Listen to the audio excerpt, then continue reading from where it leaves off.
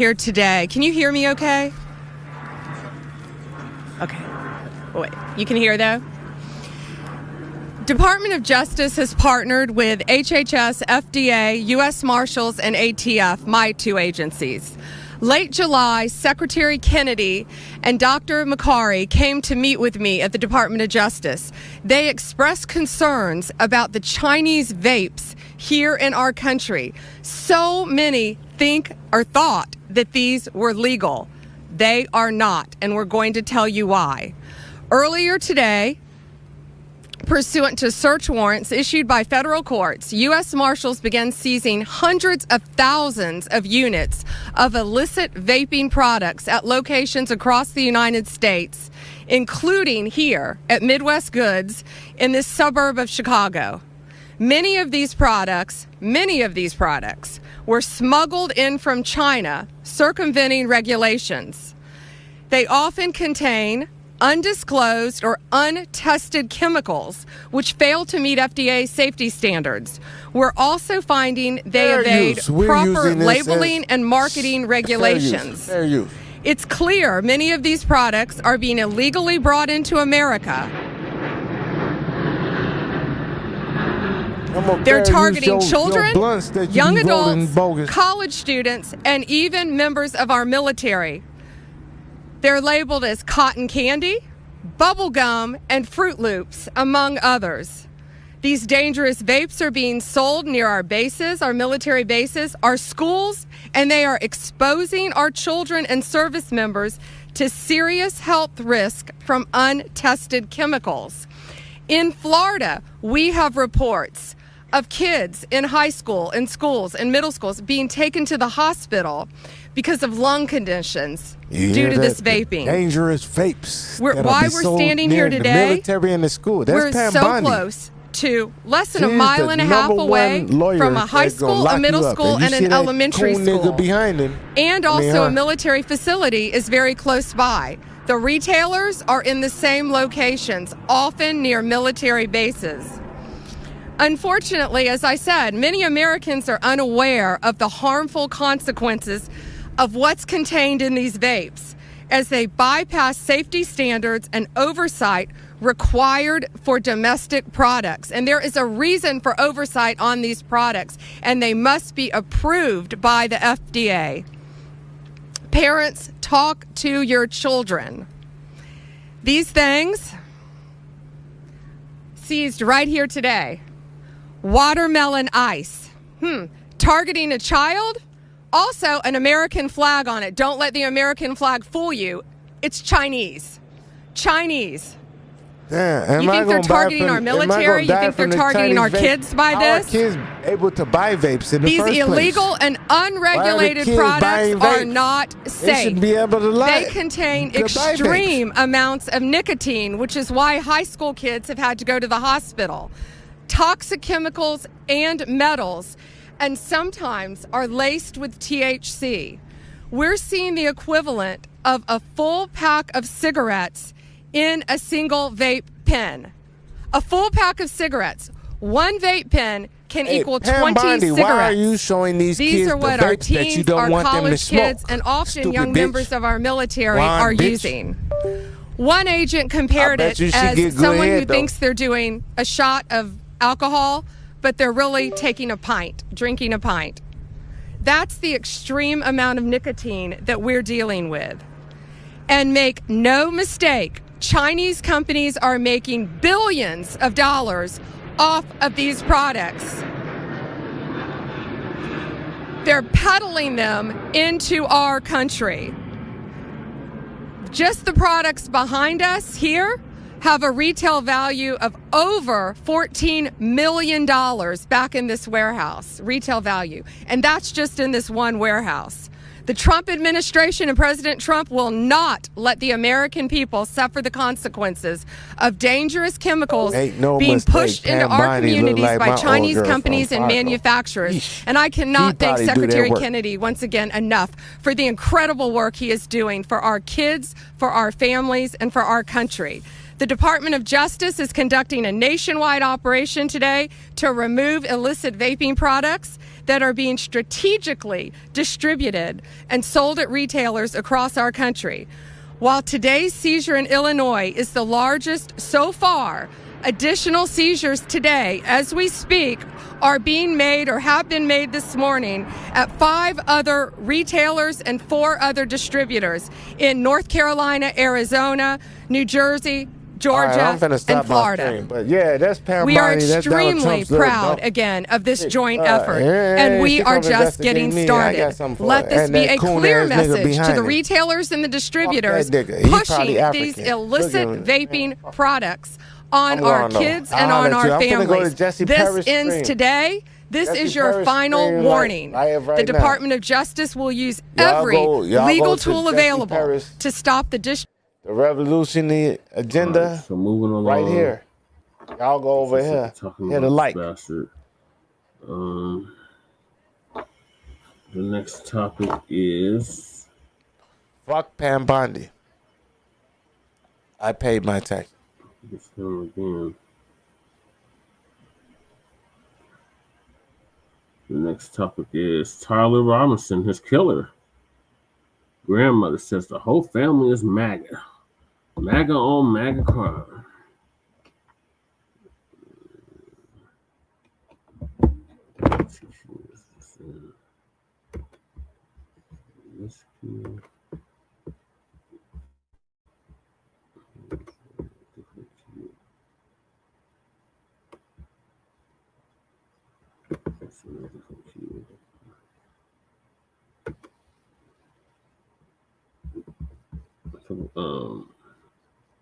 Phil Scott, Uncle Phil's gonna give us an update on that.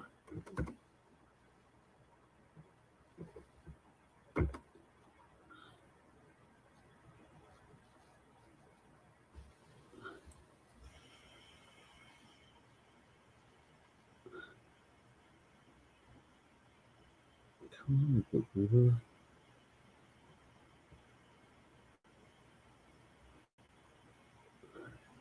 Well, this fallout situation with Charlie Kirk and the folks are looking at themselves in the mirror with this particular story. You know, at first they tried to say the left is this, the left is that. Oh, they was just making all kind of threats. And then it's amazing how that when Tyler Robinson was arrested and they started looking into his background, all that leftist talk just kind of went away.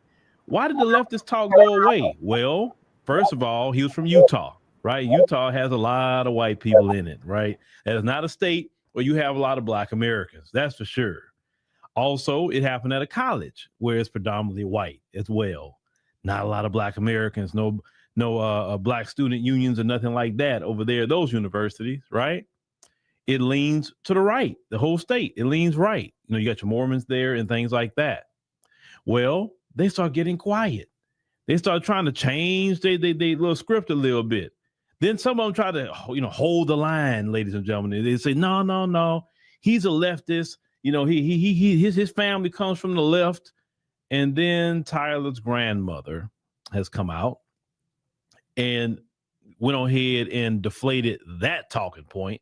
Let's check this out.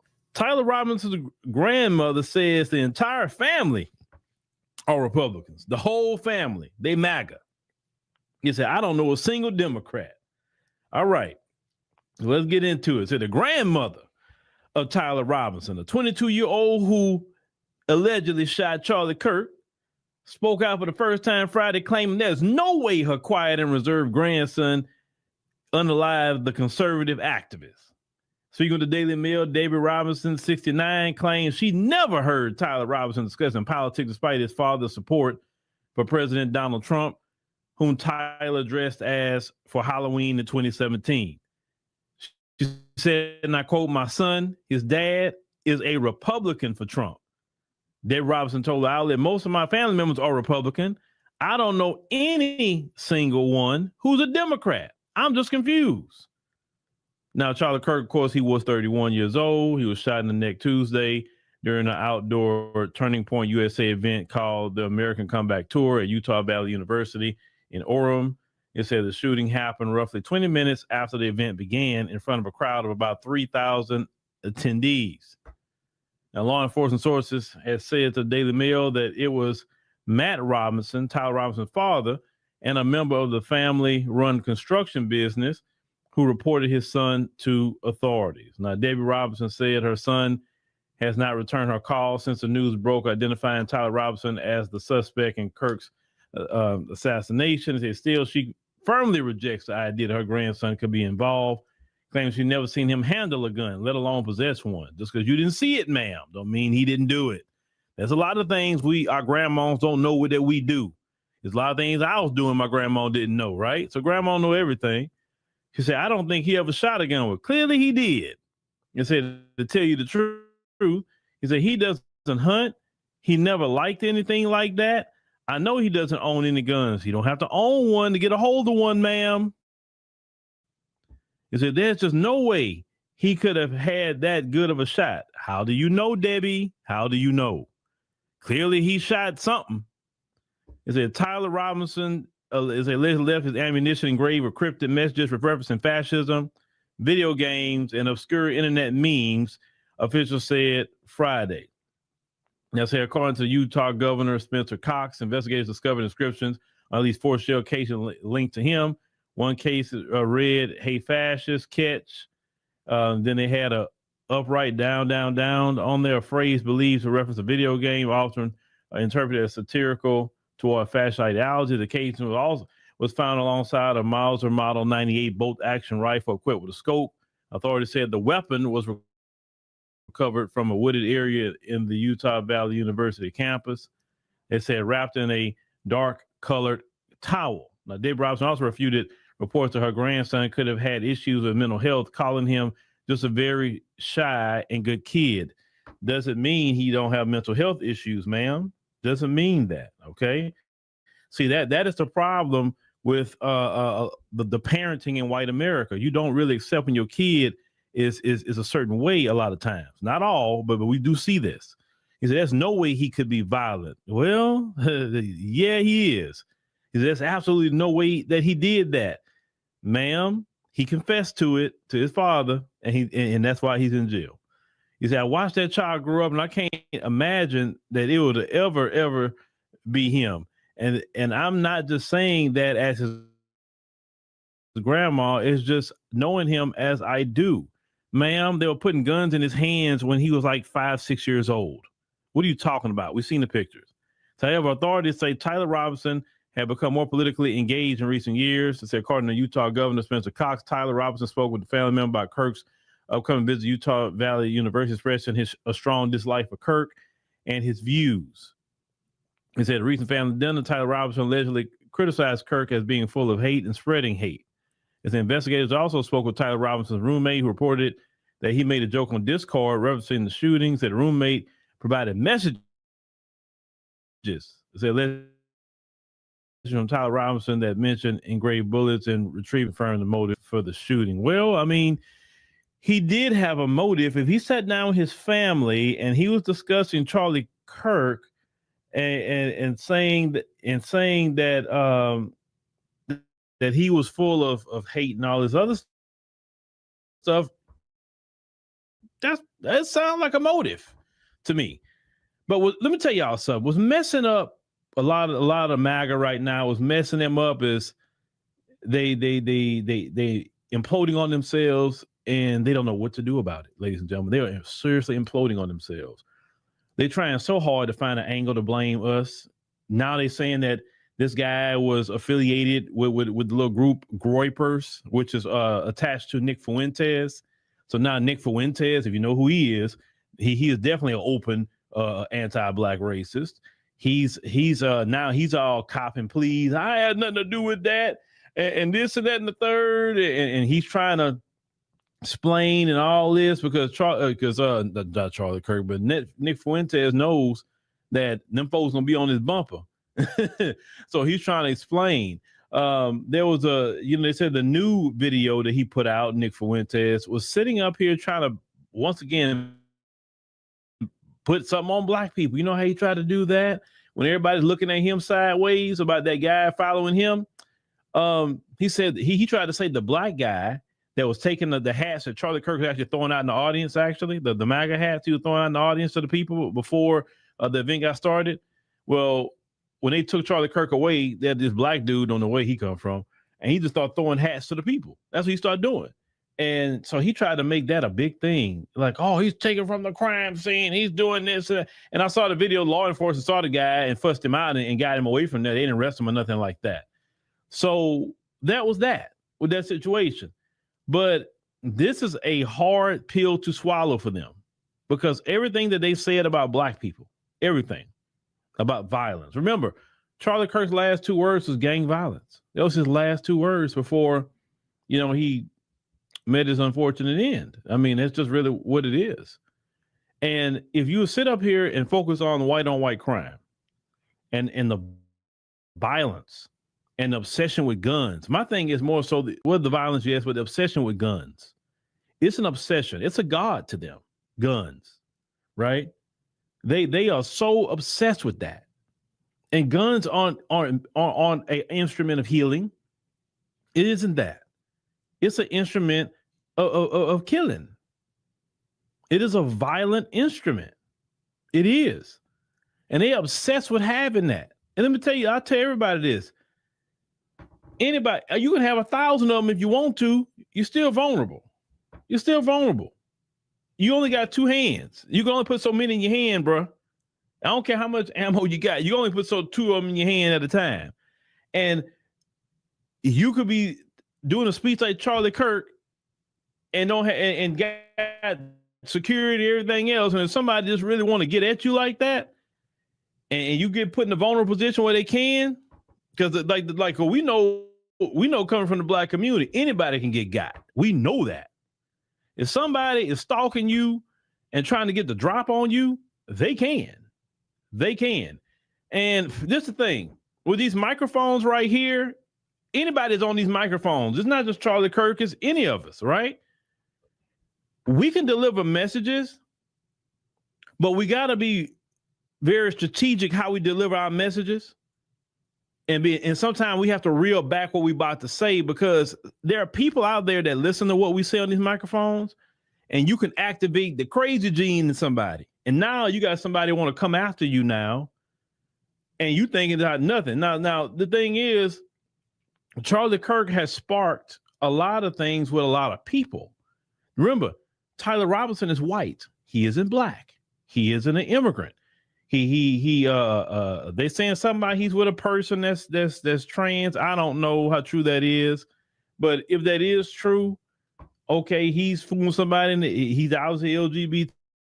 Obviously, if that's true, right? So what Charlie Kirk was saying about people that's LGBT, you know what I'm saying? That would kind of make him not like him too much, right? And my thing is,